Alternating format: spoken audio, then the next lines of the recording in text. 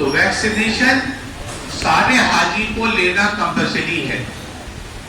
उसमें आपको आज मौलाना कारी नियाज साहब आपको हेल्थ कार्ड भी मुहैया कराएंगे, तो उस हेल्थ कार्ड में ही आपको वैक्सीनेशन का स्टैंपिंग कराना है।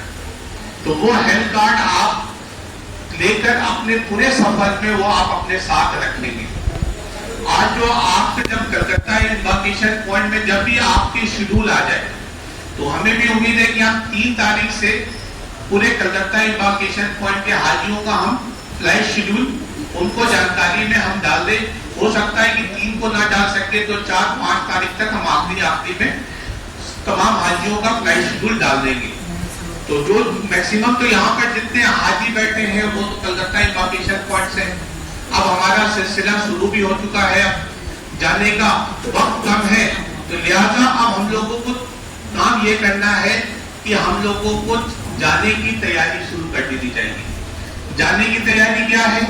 2 बैगेज आपको ले जाना है, ये आपको पता है। क्या लेकर जाना है ये भी आप अपने जरूरत के हिसाब से लेकर जाएंगे। उसके अंदर सिर्फ एक ध्यान आप ये रखेंगे, थोड़ा सा और ये आप ध्यान रखेंगे कि 2 बैगेज जो ले जाने का आपको इजाजत है, तो उसमें आप 30 केजी से ज्यादा वजन नहीं डालेंगे। 2 बैगेज 20-20 किलो का 40 केजी आप लेके जा सकते हैं, मगर कोशिश करिएगा कि कोई भी लगेज आपका 21 या 22 किलो का नहीं हो। और ऐसा नहीं कि 2 लगेज जा रहे तो एक में हमारा कपड़ा जा रहा है और दूसरे लगेज में हमारा खाने पीने का अनाज जा रहा है।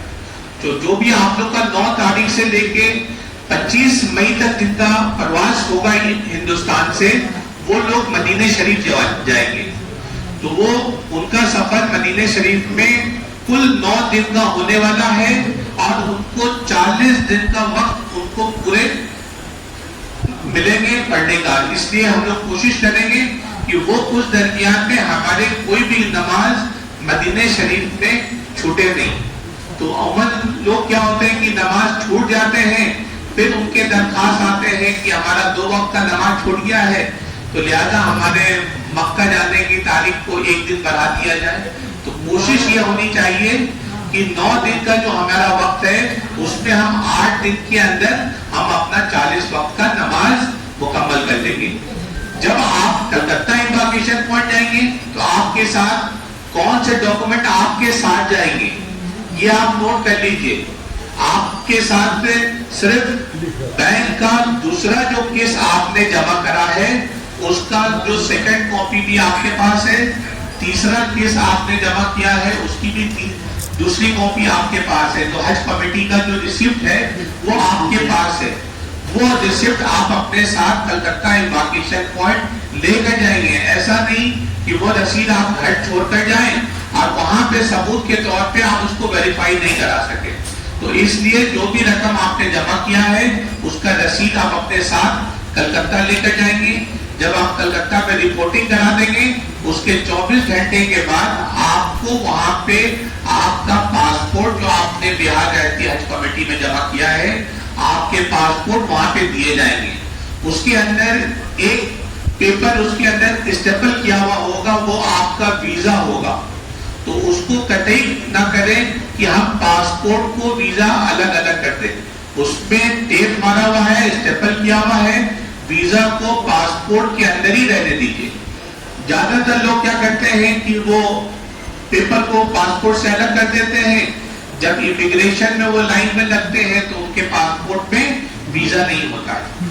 तो आप जब वहां पे आप जाएंगे तो आपको पासपोर्ट दिए जाएंगे, उसी पासपोर्ट में आपके मक्का के बिल्डिंग नंबर उसमें लिखे हुए होंगे, रूम नंबर लिखे हुए होंगे, ब्रांच आपका कौन सा होगा, वो सारे स्टिकर आपके पासपोर्ट में चिपके हुए रहेंगे। कोशिश नहीं कीजिएगा कि इसको हम अलग कर लें। जब आपको पासपोर्ट मिल जाएंगे तो उस पासपोर्ट को आप सिर्फ फोटोकॉपी वाले के पास ले जाके उसको दीजिएगा। वो आपके पासपोर्ट का आगे और पीछे का फोटोकॉपी और एक वीजे का फोटोकॉपी, ये 2 फोटोकॉपी आपको कराना है। आप आपको उसके अलावा 2 टैग दिए जाएंगे सफेद रंग के, आपका कवर नंबर उसमें लिखा हुआ होगा, बिल्डिंग नंबर लिखा हुआ होगा। वो 2 टैग आपको अपने अलग अलग बैग के अंदर में लगाना है।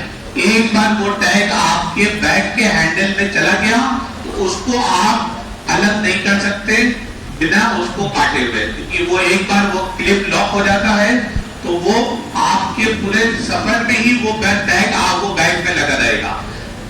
खुदा न खास्ता कहीं पे मक्के में या सऊदी में आपके मूवमेंट में कहीं आपका बैगेज मिसप्लेस हो गया या इस बिल्डिंग से उस बिल्डिंग चला गया, उसी बैग टैग के जरिए वो बैग हाजियों को पहुंचाया जाता है।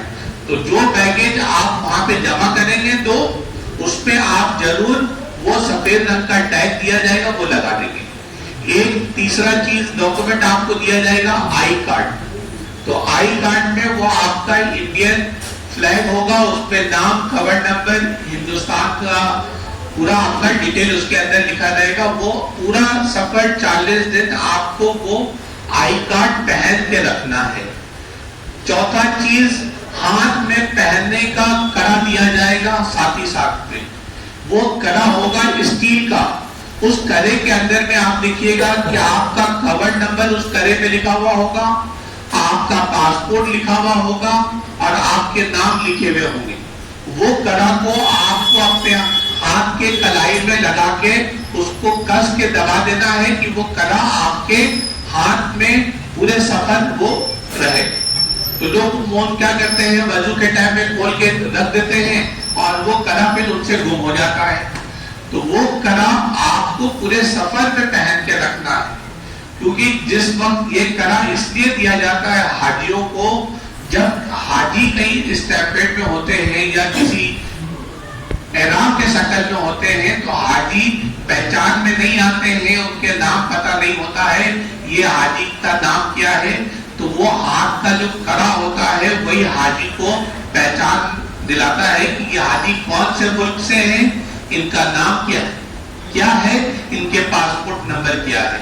तो वो कड़ा आप लोग जरूर अपने हाथ में डाल दीजिएगा और उसको आप कस के दबा दीजिएगा ताकि वो कड़ा आपके हाथ में दबा रहे।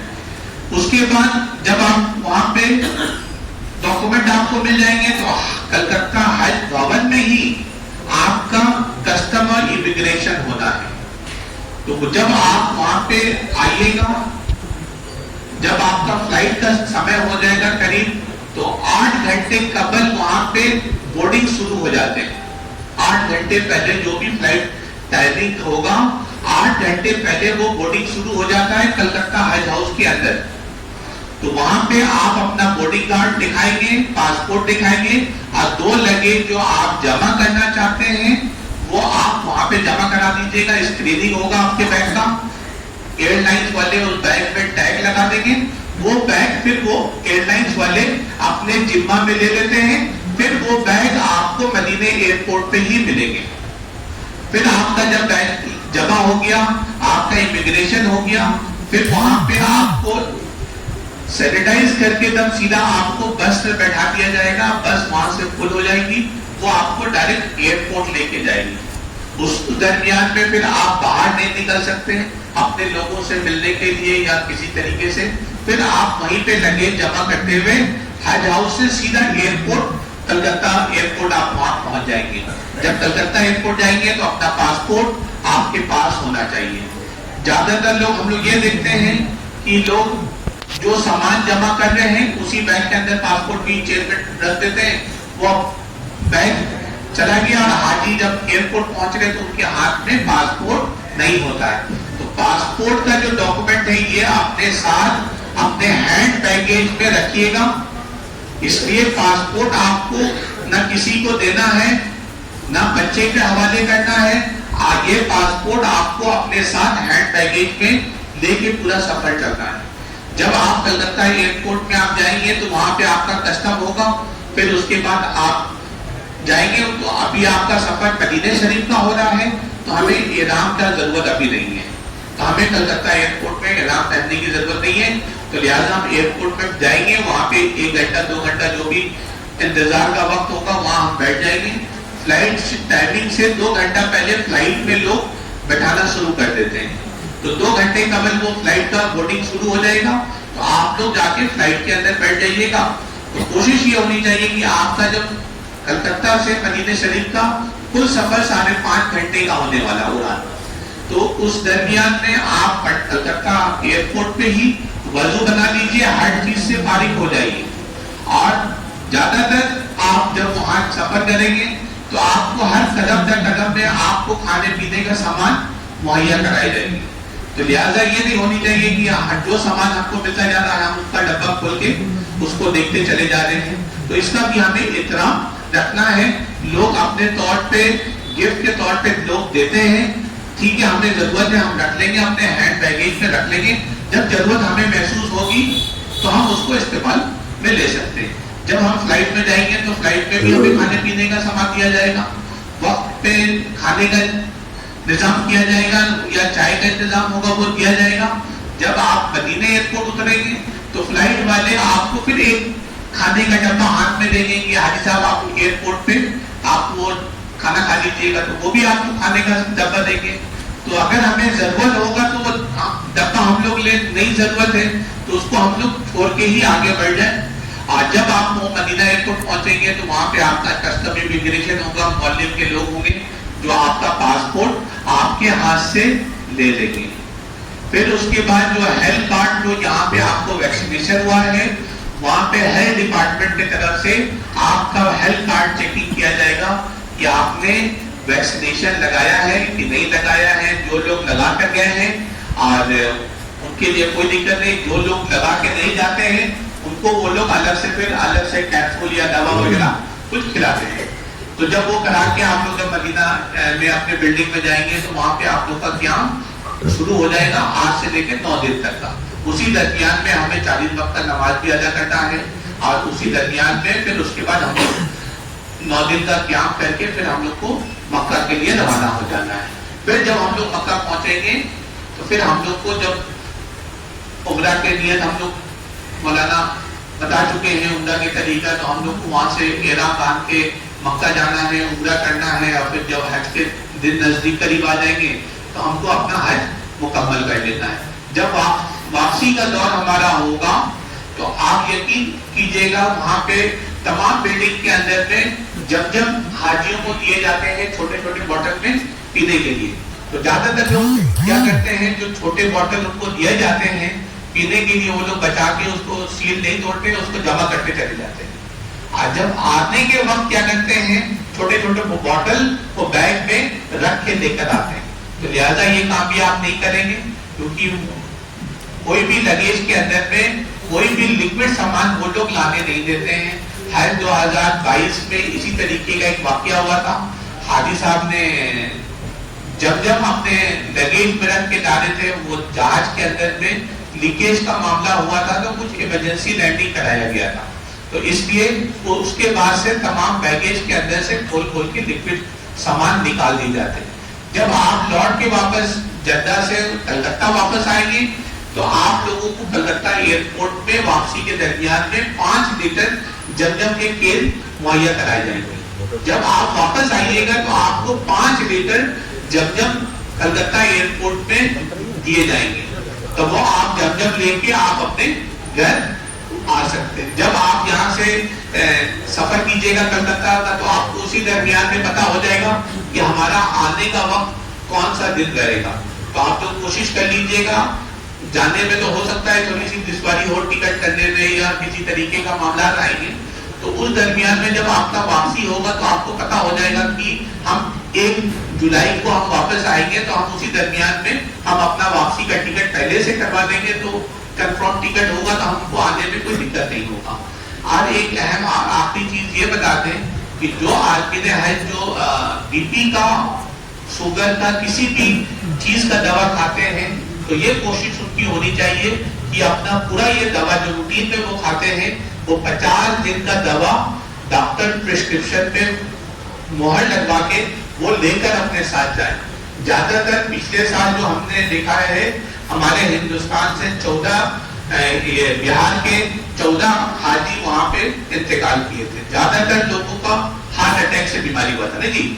तो उसमें ये पाया गया था कि ज्यादातर लोग ने अपना बीपी का दवा खाना छोड़ दिया था, जो लोग शुगर का दवा खा रहे थे वो खाना छोड़ दिए थे, उनका बीपी हाई हुआ, अटैक हुआ, यही हुआ था ना मामला। तो ये हमारे जमील अख्तर साहब जो पिछले साल आपके अररिया से खादिम हुज्जाज में गए थे, तो इस बार भी आप लोगों के साथ अररिया जिला से खादिम हुज्जाज आपके साथ जा रहे हैं, आप खड़े हो जाइए माशाअल्लाह। तो ये आपके साथ अररिया जिला से ही हैं और आपके साथ ही कलकत्ता इम्बार्केशन पॉइंट से सफर करेंगे और आप ही के साथ फ्लाइट में भी रहेंगे और आपकी खिदमत वहां पे करेंगे। तो जो लोग भी दवा का उपयोग कर रहे हैं, तो जिस दिन टीकाकरण यहाँ पे किए जाएंगे जिला के अंदर पे, आप लोग अपना डॉक्टर का नुस्खा अपने साथ लेकर आइए, वहां पे डॉक्टर से लिखवा दीजिए ये दवा हम खाते हैं, और दवा कोशिश कीजिए कि हम 50 दिन का अपने साथ लेकर जाएं। उसी दवा को आप लेकर जाइए, 40 दिन का दवा आप अपने बैगेज में डाल दीजिए, 10 दिन का दवा आप अपने हैंड लगेज में रखिए, ताकि अगर हमारा बैगेज मिलने में अगर ताखीर हो जाए तो हैंड बैगेज में कम से कम हमारे 10 दिन का दवा हमारे साथ हो, तो हम दवा हमारा नागा नहीं होगा। एक चीज और ये बता दें आखिरी, जो लोग यहाँ से कलकत्ता का सफर करते हैं, बहुत बड़े तादाद में लोग अपने साथ अटेंडेंट लेकर जाते हैं। हम ये देखते हैं कि 2 हाजी हैं, उनके साथ पूरी 2-2 बस भर के वो कलकत्ता हज हाउस में पहुंचते हैं। अब वहां पहुंचने के बाद वो होता है कि भाई हाजी साहब तो चले गए हज हाउस में और हम लोग रोड पे बैठे हैं। तो ये हमें बता दें कि कलकत्ता इंतजामिया कमेटी की तरफ से भी हमें हिदायत दिए गए हैं कि तमाम आज़मीन हज को आप ये बता दीजिए कि कलकत्ता हज हाउस के अंदर में सिर्फ हाजियों के रहने का इंतजाम किया जाता है, क्योंकि कलकत्ता से करीबन 8,500 हाजी जा रहे हैं।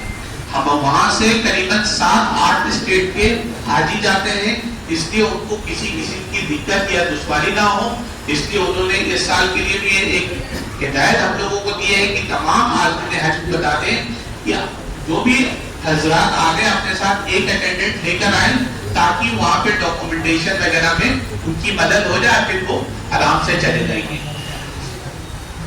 एक और जानकारी दे दें, जब आप वहां कलकत्ता आ जाओ चाहिए, तो जो भी लगेज आप लेकर जाने हैं तो कोशिश कीजिए आप अपना जो भी बैगेज है आप खुद से अपने सामने निगरानी में उसमें सामान रखवाइए।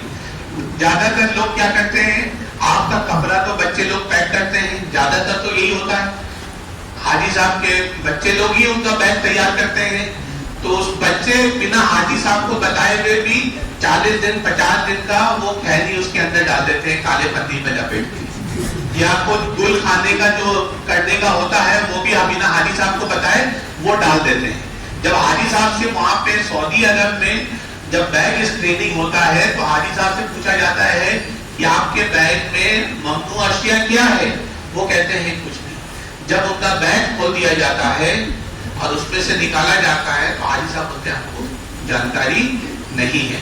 तो लिहाजा हमने इससे पहले जो ट्रेनिंग हुआ था तो हमने तमाम आदमी हज को बोला था कि 1.5 महीना 2 महीने के जो भी वक्त है आप लोग खैनी या गुटखा सिगरेट जो भी हम लोग की अभी तक आदि बने हुए हैं इसको हम छोड़ने का काम करेंगे, ताकि हम जब सफर करें तो हमारा ये आदत छूट जाए और वहां पे हमें किसी किस्म की दुश्वारी ना हो। तो इसी सब बातों के साथ में अपनी बात को मुकम्मल करते हैं। आप लोगों का काफी कीमती वक्त लिया। अस्सलाम वालेकुम व रहमतुल्लाहि व बरकातहू।